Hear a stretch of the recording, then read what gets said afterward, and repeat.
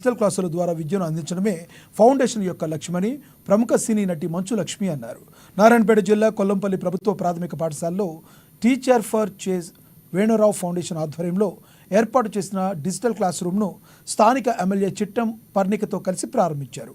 అనంతరం క్లాసులు ఎలా నిర్వహిస్తారనే విషయాలను ఎమ్మెల్యేకు వివరించారు. ఆ తర్వాత ఏర్పాటు చేసిన కార్యక్రమంలో మాట్లాడారు. ప్రైవేట్ స్కూల్స్లో అందించే విద్య ఇక్కడ అందించడం జరుగుతుందని చెప్పారు.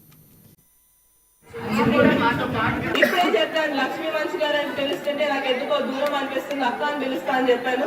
సో అక్కకి ఇంకా మ్యామ్ కి ఇద్దరికి request, any future projects you want to bring out, any future anything whatever you want to do for the people, please do start from Narayanpet and I'll be there for you people to coordinate throughout this journey and I will be there. And ఇంతకుముందు లక్ష్మి అక్క చెప్పినట్టు మీ అందరికి తెలుసు ఏమన్నారు, 3 years పాటు ఈ programme అనేది కూడా మేము దగ్గరుండి మానిటర్ చేస్తామని చెప్పారు. So that is something really great.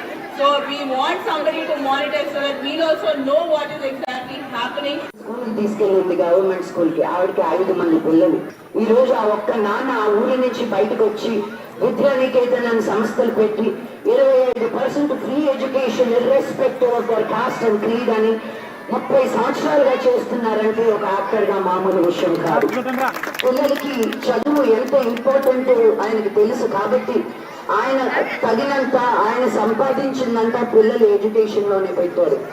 ఆయన అడుగు జాడల్లోనే నడుస్తూ నేను ఇప్పుడు మన గవర్నమెంట్ తో పాటు ఏమి చేయడం, ఈ గవర్నమెంట్ ఏం చేయట్లేదు, ఇదేం చేయట్లేదని, కానీ మనం ఒక సిటిజన్ గా ఉంటూ మనం ఏం చేస్తున్నాం.